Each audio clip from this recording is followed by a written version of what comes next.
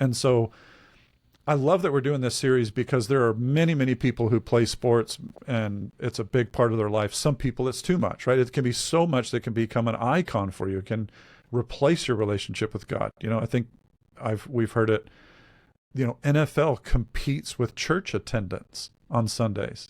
And people sometimes they're like, oh, I don't know if I want to go to church because that's how important this is in the world. So it is travel soccer for little kids. Exactly. Yeah, in Canada, when we used to live there, it was hockey. People would be like, I don't know if I can make it. I got a hockey game. Man.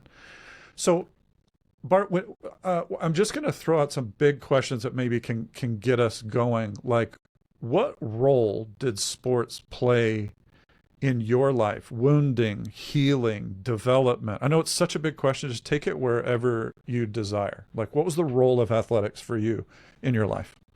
Yeah, I would say growing up, everything, from the instability in our home.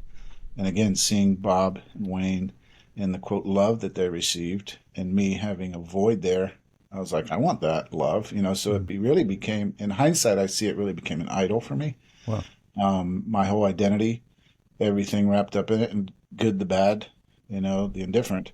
I didn't develop quickly. Bob and Wayne were more successful in their high school journeys and arguably in their college journeys as well.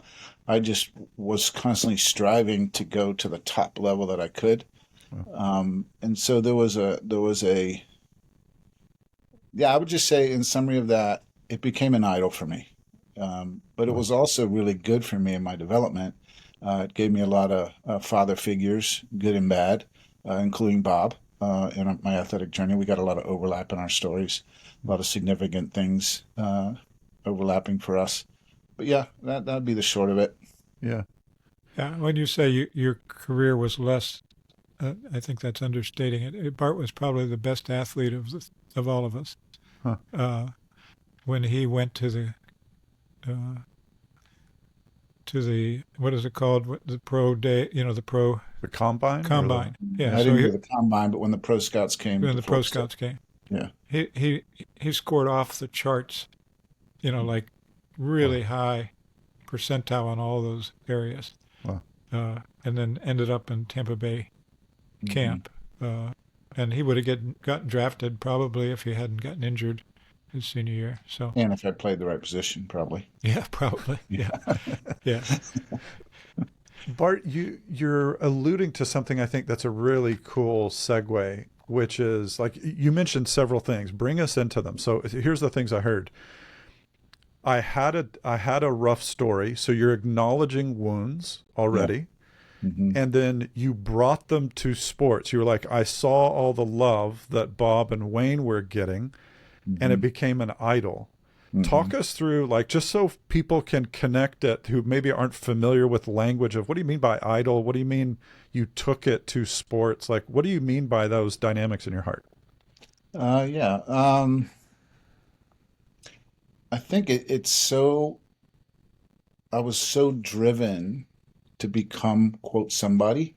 Yeah. Because honestly, I felt like nobody, out of my brokenness and my wounding. I can get into some of that, but so my whole identity was I wasn't just Bart. I was Bart the jock. Huh. And actually, unfortunately, Bart the dumb jock, because I didn't do well in school. And so early on, I determined this is really the only thing I'm good at. And so I put all my eggs in one basket, if you will. Yes. And it became my everything. And so my drive to be great was more than just, hey, I want to be good at something. I felt like my life depended on it. Huh. Bob, do you want to go back and forth, or do you want me to keep pressing in? Go ahead and ask the next question because I hear it in your heart. So. Yeah. Yeah. Okay. Bart, you're like, how do I want to ask this? I know your story so well, and I know your testimony, so I'm trying to draw people into it. Dumb jock is a classic example of an identity statement.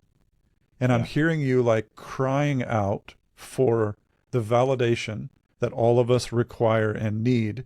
And because your story taught you, I can't get that maybe from dad. I know that's part of your story. And we long for these things. So you were like, well, then I will go get the love that I long for from success in athletics. Yeah. And then it became obsessive. Is that like you just constantly doing it? If you don't score or do well or have an off game, like you're depressed. Like, was that the story?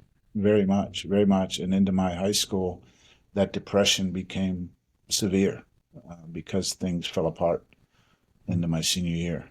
And so, yeah, it was very much my everything, and because, like you said, the void of not having a dad. Our dad left when I was 5, Bob 13.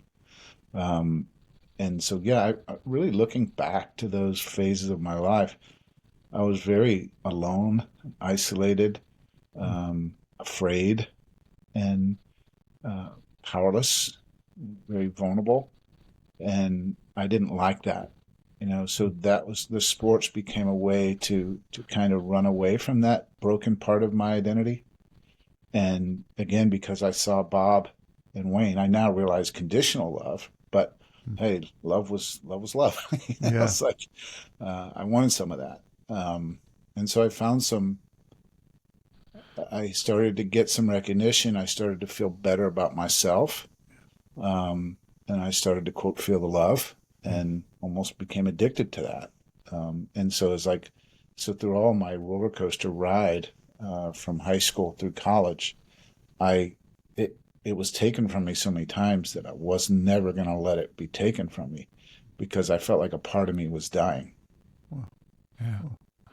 Yeah. And if I could add to that, from a family standpoint, one of the things we were good at is showing up at the games, and being present for each other at the game. So, all the way through high school, even when we were living in a different city, we'd go over and watch games. And my sister Margaret also ran track and played basketball, and we'd go over to watch with her. And so that was the support. Even when my dad came back into the family, it was to come to watch us play.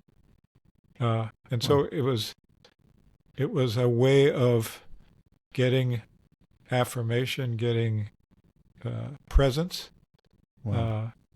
support, Be seen. Yeah. being seen, being valued. It was a lot of that. Would you guys say that it was healthy or unhealthy or both, and why? I would say it's both, but what would you say, Bart? I would say both. There's plenty of both.